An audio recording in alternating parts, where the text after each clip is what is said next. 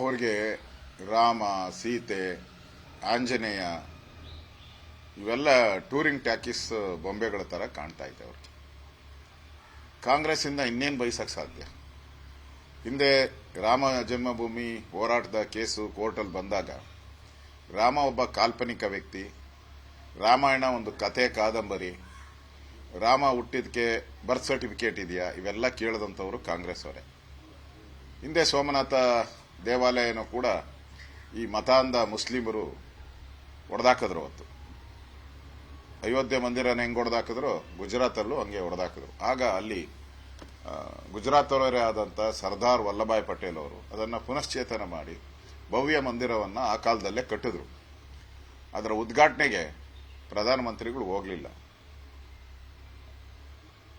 President ಹೋಗ್ತೀನಿ ಅಂದ್ರೆ ಅದಕ್ಕೂ ತಡೆ ಮಾಡಿದ್ರು. ಅಂದ್ರೆ ಇವರ ರಕ್ತಗತವಾಗಿ, ಕಾಂಗ್ರೆಸ್ಸಿನ ರಕ್ತಗತವಾಗಿನೇ ಕೂಡ ಮುಸ್ಲಿಮರನ್ನ ಓಲೈಕೆ ಮಾಡಿ ವೋಟ್ ಬ್ಯಾಂಕ್ ಮಾಡ್ಕೊಬೇಕು, ಹಿಂದೂಗಳನ್ನ ಒಂದು ಎರಡನೇ ದರ್ಜೆಯ ನಾಗರಿಕಾಗಿ ನೋಡುವಂಥದ್ದು ಕಾಂಗ್ರೆಸ್ಸಿನ ಒಂದು ರಕ್ತದಲ್ಲೇ ಬಂದ್ಬಿಟ್ಟಿದೆ, ರಕ್ತದ ಕಣಕಣದಲ್ಲೇ ಬಂದಿದೆ. ಮತ್ತೆ ಸಿದ್ದರಾಮಯ್ಯನವರು ಪದೇ ಪದೇ ಹೇಳಿದಾರಲ್ಲ, ಮೊನ್ನೆ ದೇವಸ್ಥಾನಕ್ಕೆ ಹೋಗಿ ನಾನು ಒಳಗೆ ಗರ್ಭಗುಡಿ ಒಳಕ್ಕೆ ಬರಲ್ಲ, ನೀವೇ ಪೂಜೆ ಮಾಡ್ಕೊಳ್ಳಿ ಅಂತ ಹೇಳಿದ್ದಾರೆ. ಮತ್ತೆ ರಾಮ ಮಂದಿರದ ವಿಚಾರವಾಗಿ ಅದು ಡಿಸ್ಪ್ಯೂಟೆಡ್ ಏರಿಯಾ, ನಾನು ಅದಕ್ಕೆ ಮಾನ್ಯತೆನೇ ಇಲ್ಲ ಅಂತ ಹೇಳಿದ್ದಾರೆ. ಇವರೊಬ್ಬ ಲಾಯರ್ ಆಗಿ ಸುಪ್ರೀಂ ಕೋರ್ಟ್ ಅದು 5 ಬೆಂಚಿನ ನ್ಯಾಯಾಲಯ ತೀರ್ಪು ಕೊಟ್ಟ ಮೇಲೆ ಅದನ್ನೇ ಒಪ್ಪಲ್ಲ ಅಂತ ಹೇಳಿದ್ರೆ ಇವರು ಸಂವಿಧಾನಕ್ಕೆ ಎಷ್ಟು ಗೌರವ ಕೊಡ್ತಾರೆ? ಸಂವಿಧಾನವನ್ನೇ ಒಂದು ರೀತಿ ಅವಹೇಳನ ಮಾಡುವಂತ ಹೇಳಿಕೆಗಳನ್ನ ಸಿದ್ದರಾಮಯ್ಯನವರು ಕೊಟ್ಟಿದ್ದಾರೆ. ಅದರಿಂದ KN ರಾಜಣ್ಣ ಅವರು ಹೇಳಿರುವಂತದ್ದು ಏನು ವಿಶೇಷ ಅಂತ ನನಗನ್ಸಲ್ಲ.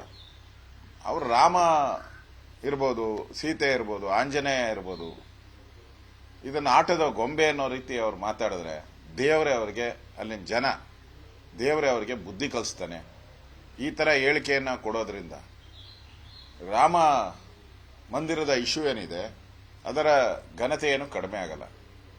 ಇಡೀ ದೇಶದ 130 ಕೋಟಿ ಜನ, ಈ ಕಾಂಗ್ರೆಸ್ ಅವ್ರನ್ನ ಕೆಲವರು ಬಿಟ್ರೆ ಎಲ್ಲರೂ ಕಾತರತೆಯಿಂದ ಕಾಯ್ತಾ ಇದ್ದಾರೆ.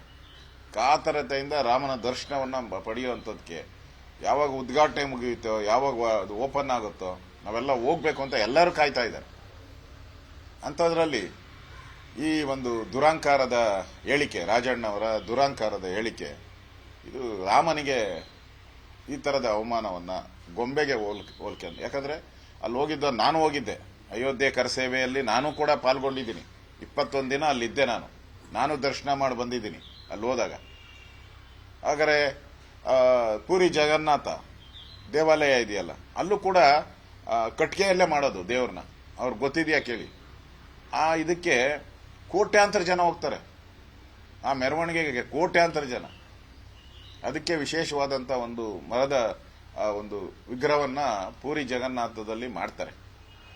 ಹಂಗಾರೆ ಈಗ ಎಲ್ಲರನ್ನೂ ಆಟಿಕೆ ಅನ್ನೋ ರೀತಿ ಮಾತಾಡಿದ್ರೆ ಕಾಂಗ್ರೆಸ್ ಪಾರ್ಟಿ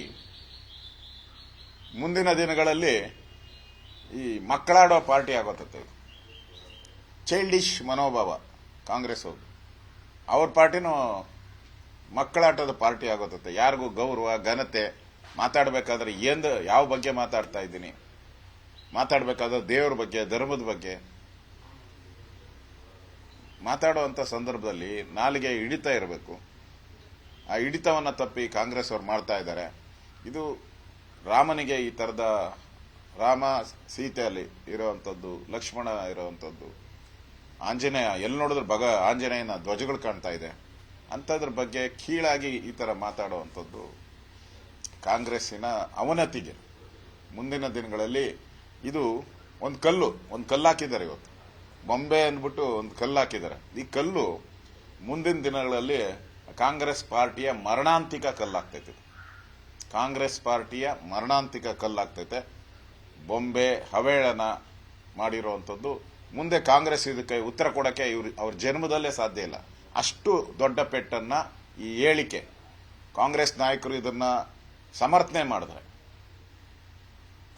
ಮುಂದಿನ ದಿನಗಳಲ್ಲಿ ಕಾಂಗ್ರೆಸ್ಗೆ ಒಂದು ದೊಡ್ಡ ಪೆಟ್ಟು ಇದರಿಂದ. ಅನುಕ್ಷಣದ ಸುದ್ದಿಗಳಿಗಾಗಿ ವಿಸ್ತಾರ ನ್ಯೂಸ್ ಯೂಟ್ಯೂಬ್ ಚಾನೆಲ್ ಸಬ್ಸ್ಕ್ರೈಬ್ ಮಾಡಿ. ಹೊಸ ಸುದ್ದಿಗಳ ನೋಟಿಫಿಕೇಶನ್ಗಾಗಿ ಬೆಲ್ ಐಕಾನ್ ಕ್ಲಿಕ್ ಮಾಡಿ. ಲೇಟೆಸ್ಟ್ ಅಪ್ಡೇಟ್ಸ್ಗಾಗಿ www.vistaranews.com ವೆಬ್ಸೈಟ್ಗೆ ವಿಸಿಟ್ ಮಾಡಿ. ಅಂಗೈಯಲ್ಲೇ ಜಗತ್ತಿನ ಸುದ್ದಿ ತಿಳಿಯಲು ವಿಸ್ತಾರ ನ್ಯೂಸ್ ಕನ್ನಡ ಆಪ್ ಡೌನ್ಲೋಡ್ ಮಾಡಿ.